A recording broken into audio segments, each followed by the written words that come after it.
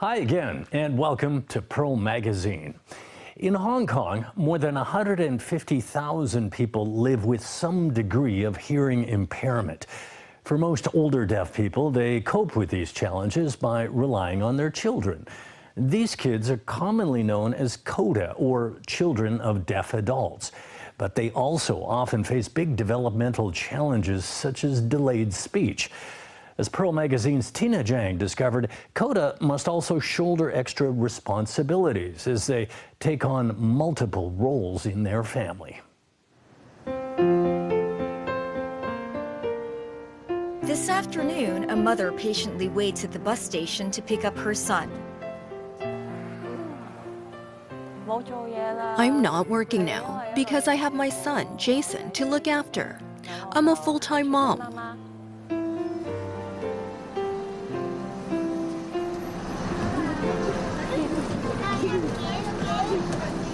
Chan So-ying is a deaf mother. Her son Jason is in primary school. Jason is a child of deaf adults, or CODA. Jason knows that I'm a deaf mother. He knows that I can't talk and I can only sign. He uses sign language to communicate with me. Sometimes he can understand my signing, sometimes he can't. My name is Jason. I am 7 years old.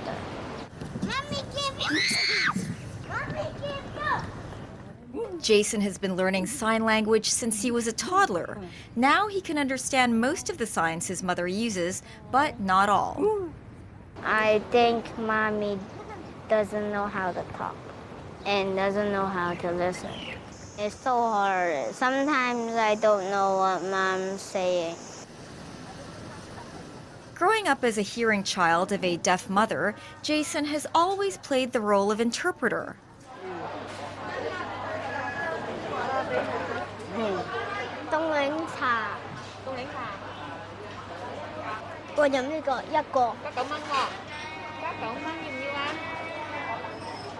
Okay, 跟住又 OK 啦。So-ying lost her hearing at the age of 8. Now she prefers using sign language to express herself. Many people don't understand sign language. They don't know how to react when I'm signing. I asked if they can use pen and paper to communicate with me, and they frown, maybe because it's too much trouble for them.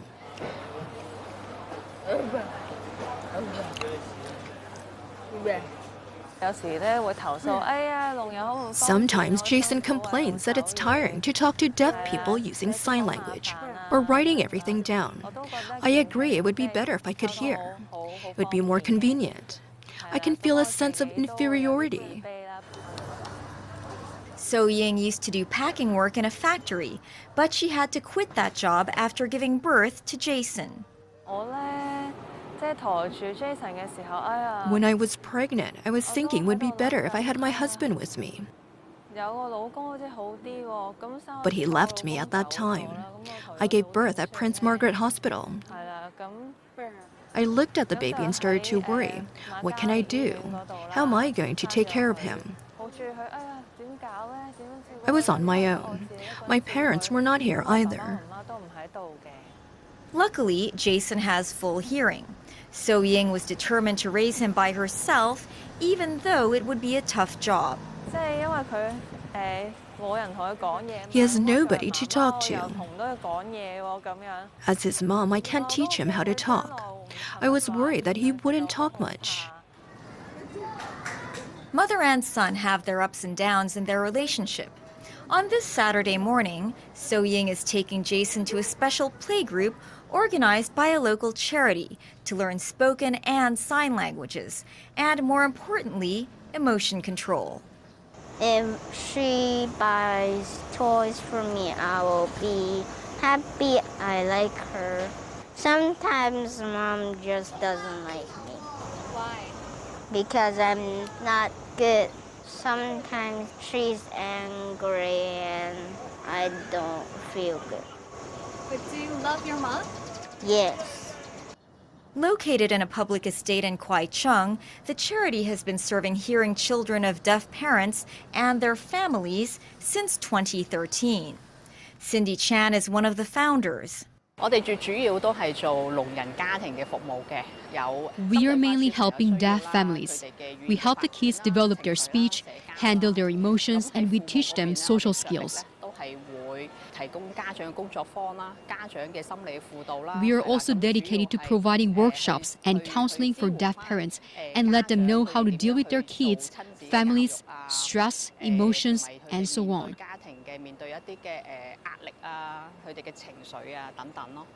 Growing up in a deaf family is not always easy. Cindy knows that very well. My parents are both deaf. Growing up, I had many challenges because they can't hear or speak.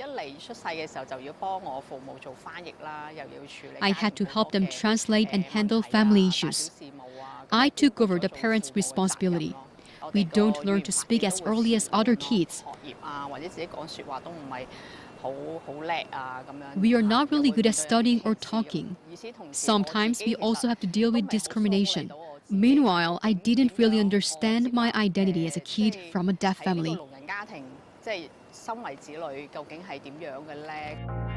According to the latest statistics, over 150,000 people in Hong Kong are hearing impaired.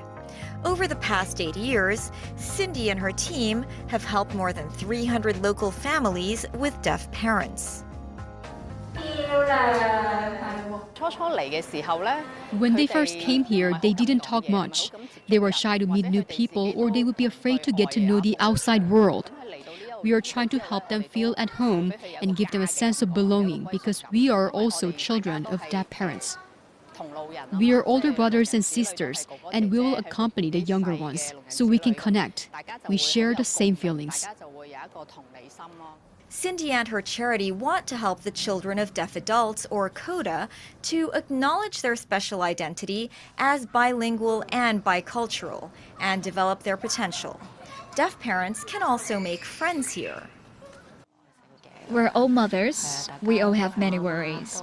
Some of them have to deal with 3 children. I only have 1. We have many family issues and we join this parents group to help each other. When we talk to each other, I realize they're also having a hard time. So I think I should be more patient with my son. Huang Xiaofeng met some friends after taking a few courses for deaf parents. Originally from Fujian province in mainland China, Xiaofeng's son Jackson was one of the anchor babies, children whose parents are not Hong Kong permanent residents. I'm 9 years old. My name is Jackson Huang.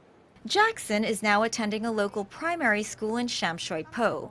He comes here to study on weekends. Over the past few years, his mother says he has learned how to sign pretty well. At first, he would stare at me while I signed, but I couldn't understand what I was saying. I asked him, "Are you afraid of learning sign language?" He said, "Okay, I'll learn it step by step, then I can help mommy to translate."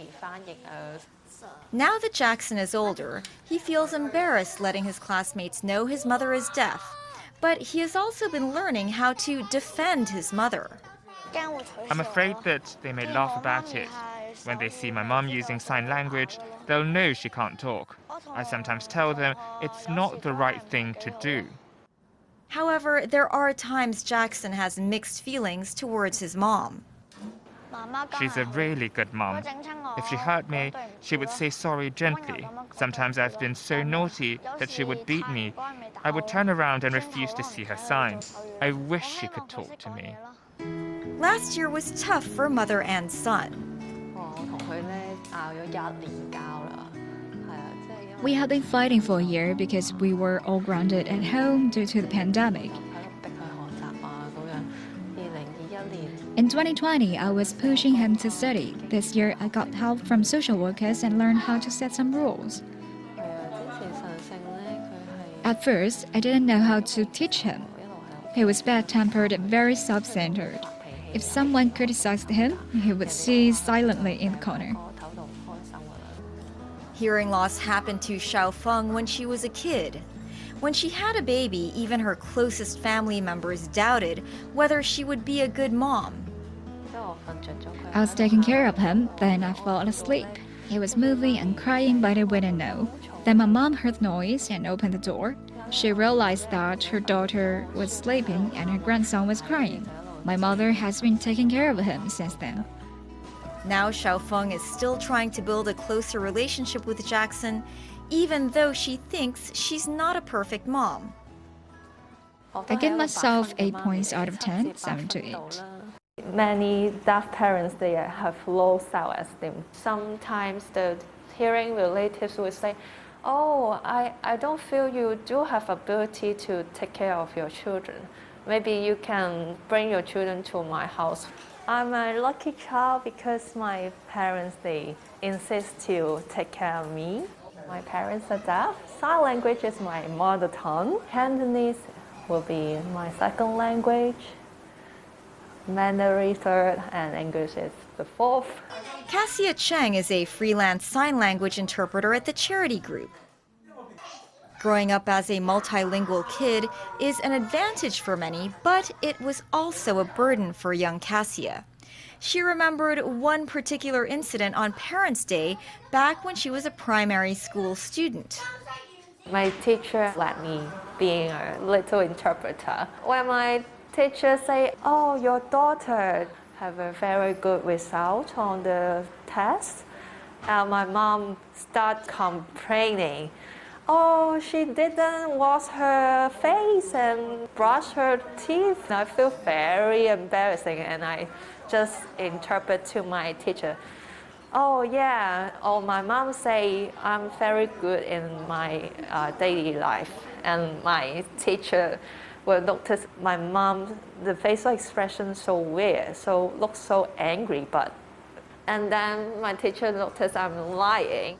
Cassia used to feel embarrassed using sign language to communicate with her parents in public, but she has since changed her mind. I'm used to say, oh, don't sign.